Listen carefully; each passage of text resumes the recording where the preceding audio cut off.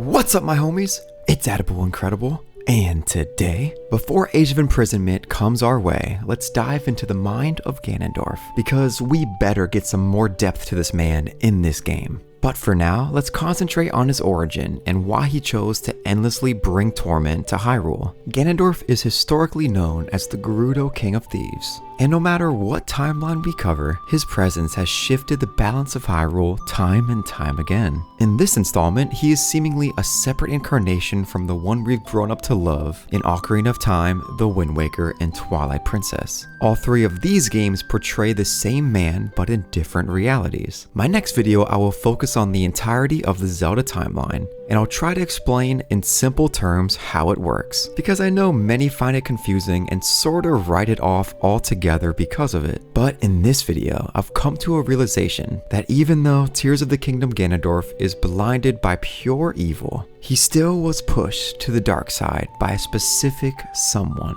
That someone is someone we know very well. Let's dive in. So this iteration of Ganondorf is the most similar to the one found in Ocarina of Time. He also falsely pledged his allegiance to the King of Hyrule. He felt the remaining two Zonai did not deserve to possess the secret stones. He tells King Rauru after killing his queen, "You tried to control me, Rauru, and you will die knowing that you failed." Ganondorf, with his thick ego, felt he should have been more involved with Hyrule's expeditions, not cast it aside. And when he found out that they had the powerful secret stones, he was pissed. The camera acts as his eyes, as you can see it slowly shift to Rauru's secret stone, Zelda's secret stone, and then to Sonia's secret stone. This bothers him as the king of the Gerudo. Ganondorf believes that he should have a secret stone, as Rauru does describe him as the hero to his people. He feels he is being controlled by King Rauru, while also not being acknowledged for his talents. Ganon longs to have a voice, to have a say in important matters.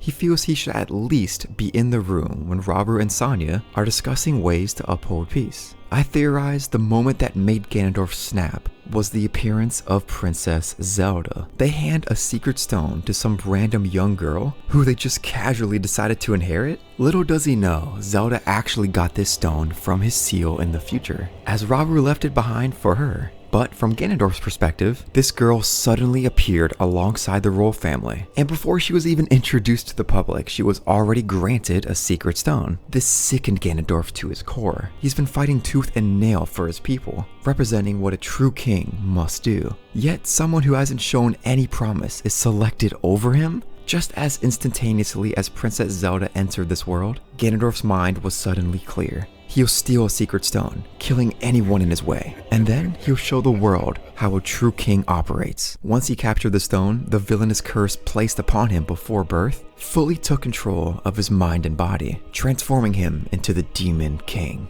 He still holds on to his viewpoint and belief of how the world should function. Once Link walks in for the battle that has been predestined for a deca-millennium, Ganondorf reverts back to his former self all that time ago and says, "I will reshape this world as it was meant to be. This is what a king must do."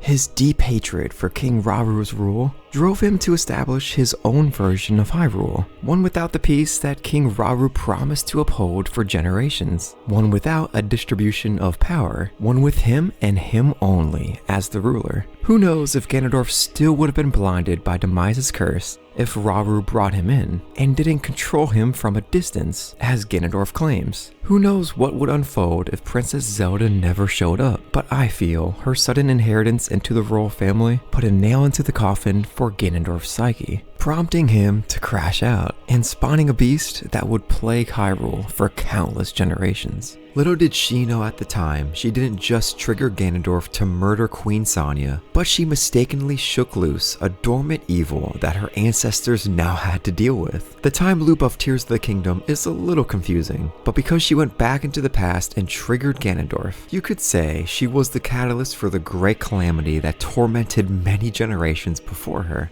She was also the one to seal shut this ancient evil. This Legend of Zelda story truly ends where it began. But just like Princess Zelda from Ocarina of Time, by describing how to enter the sacred realm to the hero of time, she unknowingly gave access to Ganondorf. In this game, by entering the depths deep below Hyrule Castle, and scratching her itch to discover the truth, she grabbed the secret stone that fell off of Ganondorf, and she was transported to the past, guaranteeing evil would plague her kingdom well before she was even born. But I wouldn't blame this Zelda as much as one could blame Ocarina Zelda. She was just a cog in the machine, a cog in a greater plan by the gods to reshape the new kingdom of Hyrule, and have it focus on establishing a strong kingdom that can hold off evil for when the time arises. Or at least, that's how I look at it. What do you think? Was the sudden inheritance of Zelda into King Rauru's royal family the snapping point for Ganondorf to haunt Hyrule for well over 10,000 years? Sound off below your theories. And as always, I hope you all